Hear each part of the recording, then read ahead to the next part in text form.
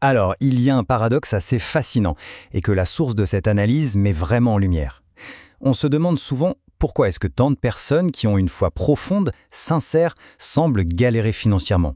C'est une question qui peut vraiment dérouter, hein. D'un côté, on a cette foi immense, et de l'autre, des obstacles matériels qui n'en finissent pas. Allez, on va creuser ça ensemble.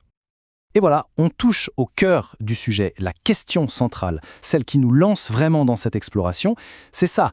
Comment ça se fait qu'avec une foi sincère, une vie qu'on essaye de mener, voilà, droitement, les finances, elles semblent complètement bloquées. C'est une interrogation hyper puissante et c'est elle qui va nous guider.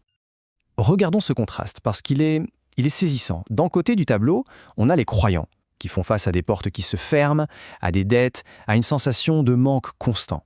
Et de l'autre côté, on observe la prospérité, l'abondance, la conquête chez d'autres personnes qui, peut-être, sont moins investies spirituellement.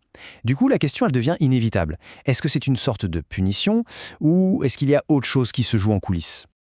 Bon, et si on changeait complètement de perspective, c'est justement la proposition d'Assource.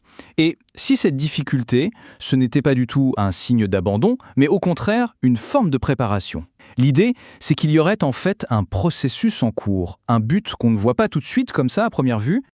Alors, la première piste d'explication, elle est vraiment fascinante. L'épreuve financière serait en fait un entraînement. Pensez à un athlète qui se prépare pour les Jeux Olympiques. Là, c'est pareil. Le but, c'est de forger le caractère, de le muscler avant de pouvoir gérer quelque chose d'aussi puissant et même dangereux que la richesse. Du coup, la rareté, le manque, ça change complètement de sens. Ce n'est plus du tout une punition ou une fatalité, non, ça devient un terrain d'entraînement. Et c'est là que tout bascule en fait. L'épreuve n'est plus quelque chose qu'on subit passivement, ça devient un exercice actif. Et cet entraînement, il se déroulerait en 3 étapes bien précises. Tout commence par le manque, la difficulté brute, le quotidien compliqué. Cette phase, elle est conçue pour nous pousser à ne plus compter sur l'argent, mais à se tourner vers une source de force bien plus grande. Ensuite, cette dépendance mène à la maturité. C'est là qu'on développe la solidité intérieure, celle qui sera nécessaire pour, un jour, gérer l'abondance sans se perdre en chemin. Et cette citation, elle résume parfaitement le cœur de cet entraînement. L'argent n'est pas votre source, Dieu est votre source. Voilà, tout est dit. Il s'agit vraiment d'un changement fondamental de confiance, de cesser de chercher sa sécurité dans le matériel pour la trouver à un autre niveau.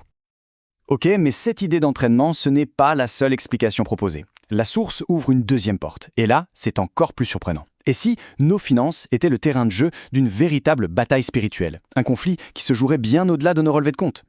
L'idée est audacieuse, c'est clair. Les problèmes d'argent ne viendraient pas toujours de nos propres erreurs ou du simple hasard. Non, ils pourraient être le résultat direct d'une opposition spirituelle, une force invisible qui ciblerait spécifiquement nos finances.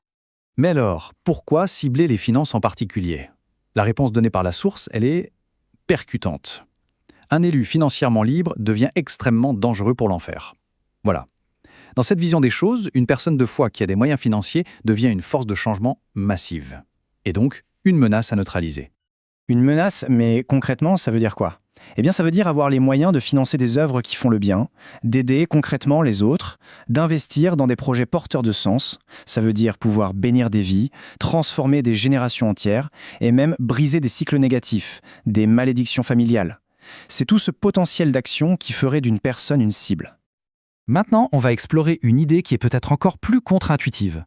Et si ce retard, ce blocage qu'on ressent, n'était en fait pas un problème, mais une protection? Et si ce délai était une sorte de sauvegarde, une mise à l'abri? Donc, on a vraiment 2 manières de voir les choses, qui s'opposent totalement. D'un côté, la vision classique. Le retard financier, c'est un échec, un blocage, peut-être même une malédiction.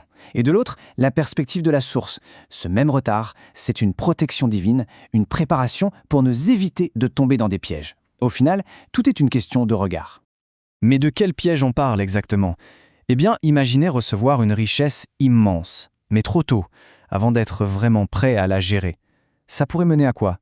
À l'orgueil, la vanité, à s'éloigner de Dieu, de ses valeurs, à perdre son essence, son but.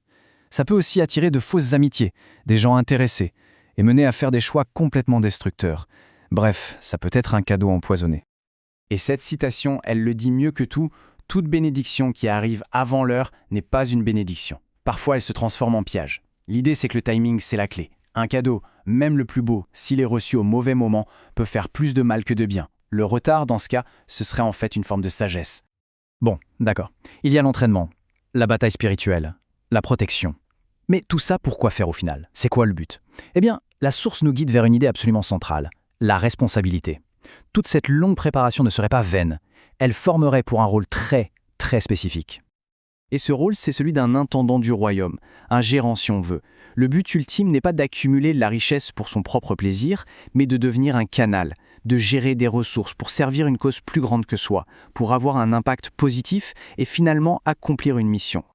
Et tout ça, ça repose sur un principe qui est à la fois simple et incroyablement puissant. Celui qui est fidèle dans le peu, l'est aussi dans le grand. En clair, ce que ça veut dire, c'est que la manière dont on gère les petites choses, le peu qu'on a, c'est ça le vrai test. C'est ce qui détermine si on est prêt à recevoir de grandes choses.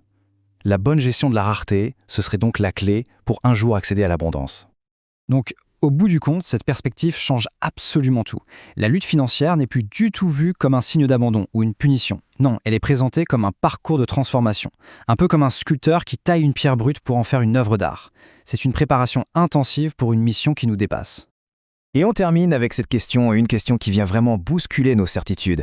Et si la vraie richesse, finalement, ce n'était pas l'accumulation de biens, mais l'accomplissement d'un but, l'accomplissement d'une mission? Voilà une idée qui mérite, je crois, qu'on s'y attarde un peu.